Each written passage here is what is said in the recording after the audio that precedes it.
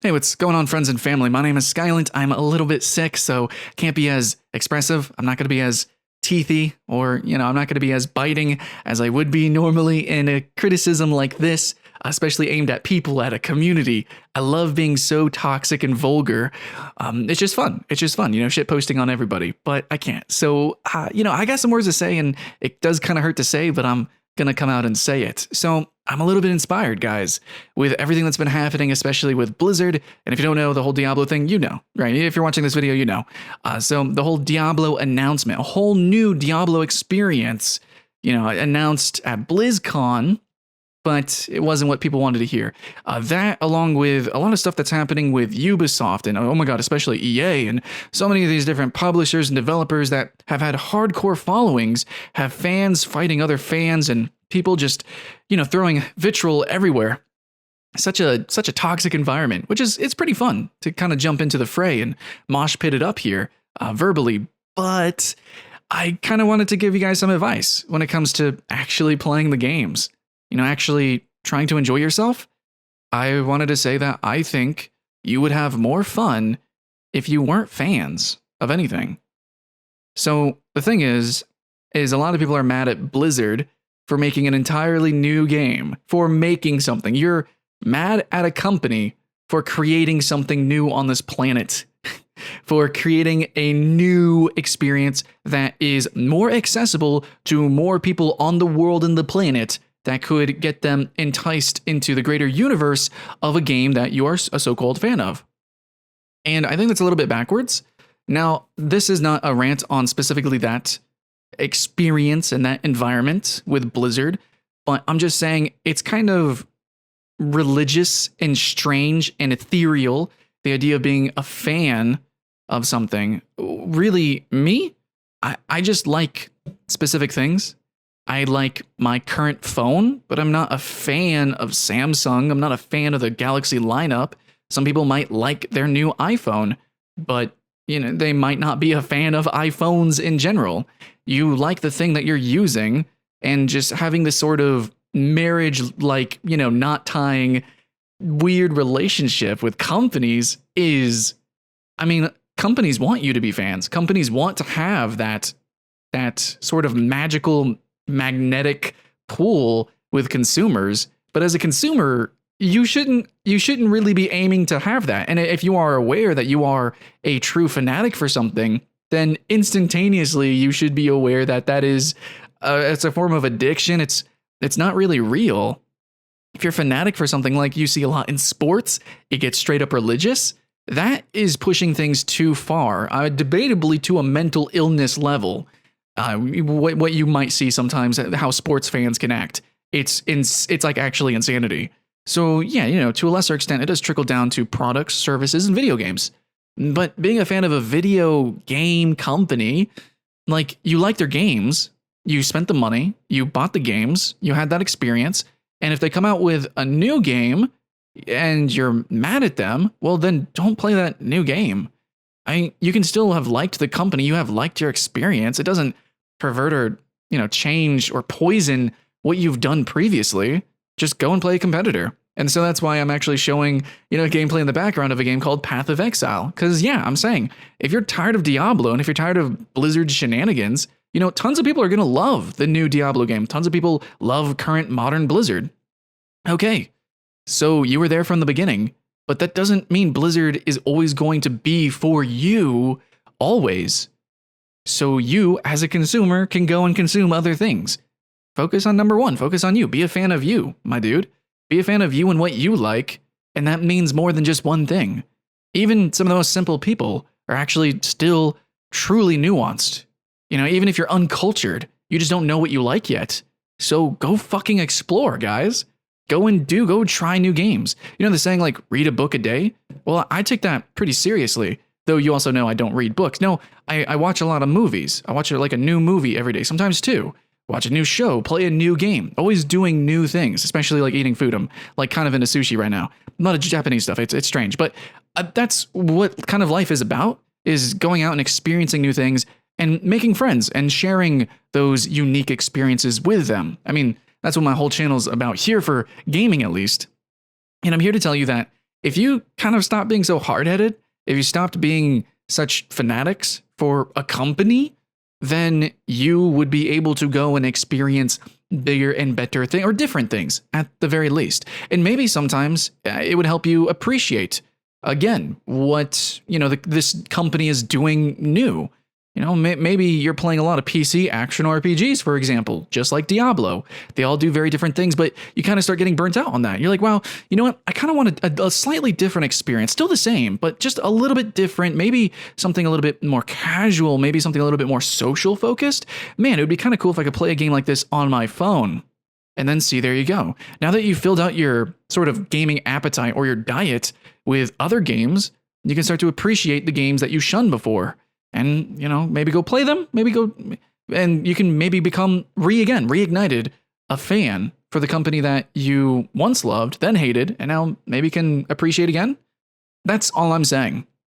And so this is a kind of a line of thought that was brought up by Total Biscuit, the cynical Brit. Rest in peace. He's actually the inspiration for my channel entirely. And much of the philosophy of what I do, even though I spam a lot of top 10s, whenever I go into rants and whenever I do actual reviews, yeah, I kind of chomp. I definitely bite into it. And it's because of him. And I always go in, each game, each experience is its own individual thing.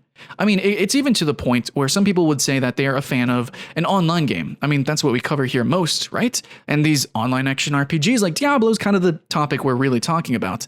These games need consistent updates. And I understand a lot of people are mad that a company might stop updating, might, go make and put their efforts into another game, or change the game entirely. So like World of Warcraft, something like that.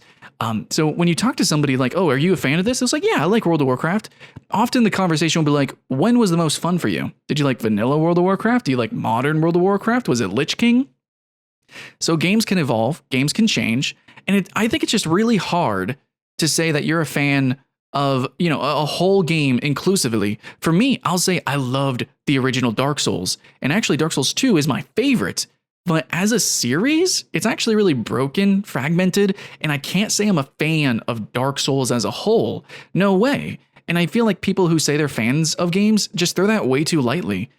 And you so easily become married to these games, married to these companies, and you're just restricting yourself. And I think it's maybe some sort of defense mechanism or something like, okay, you finally, safe and sound, you found your game. This is the game that you're going to play. You put your identity into it, and that's it. You don't need to put any extra effort or work into learning other games, into seeing what's out there, and you just demand and demand and demand out of these companies to give you what you want because you happen to buy this game day one or something. Like, you have to realize where you are on the planet. You're kind of a small little speck. And yes, companies are companies, they're not people. They honestly don't have hearts generally. Even a lot of the Kickstarter games out there, it's money, guys, it's money. And you need to speak with your wallet and speak with your time.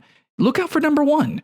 If you want an experience like Diablo 3, go play Path of Exile, or maybe broaden your horizons, because actually Warframe is an interesting action RPG. You might want to go check that out. I know it's not isometric and it's a shooter, but hey, actually it's got a lot of stuff that you might like that is kind of similar to the game flow of Diablo.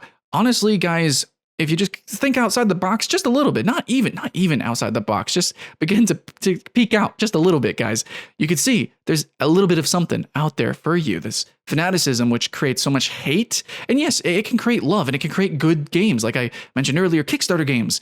It's created through fanaticism. It is imaginary. It is trust. It is hope, and it is blinding, and it can basically fail and burn right there at the Kickstarter. A game could just basically disappear and be vaporware, or something magical can come out of that. And we're seeing a lot of cool games come out of Kickstarter, and there's been some really awesome crowdfunded titles, board games, and there's been a lot of bad shit too. So yeah, it's a double-edged sword.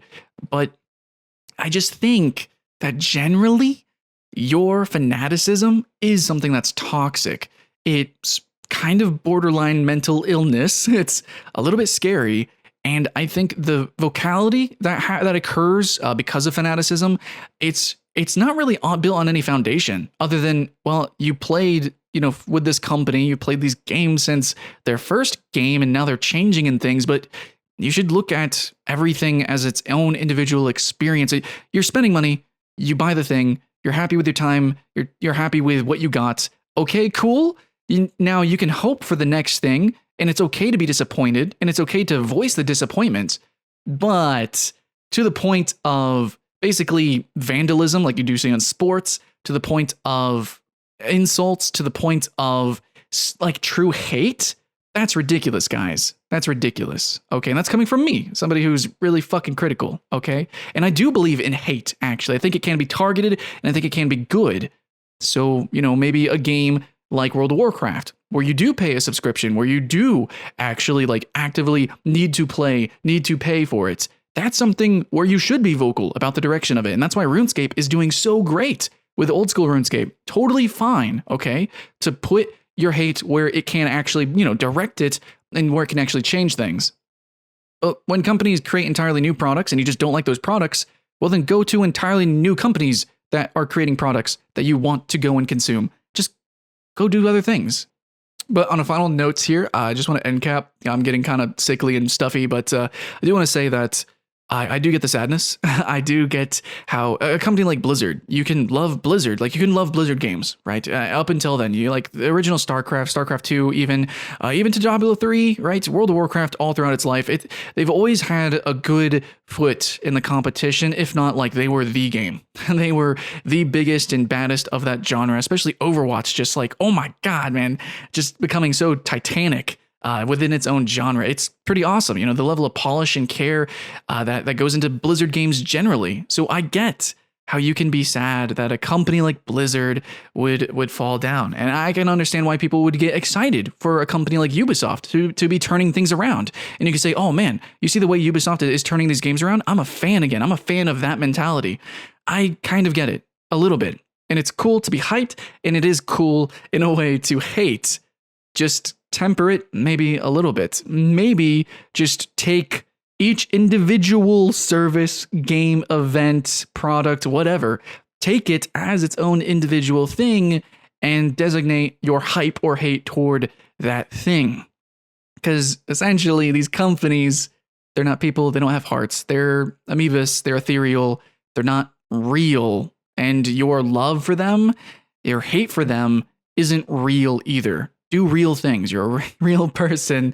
You can go and do real things, have real experiences, make real memories. Stop wasting your time doing nothing, just shouting and barking when you're not going to change anything.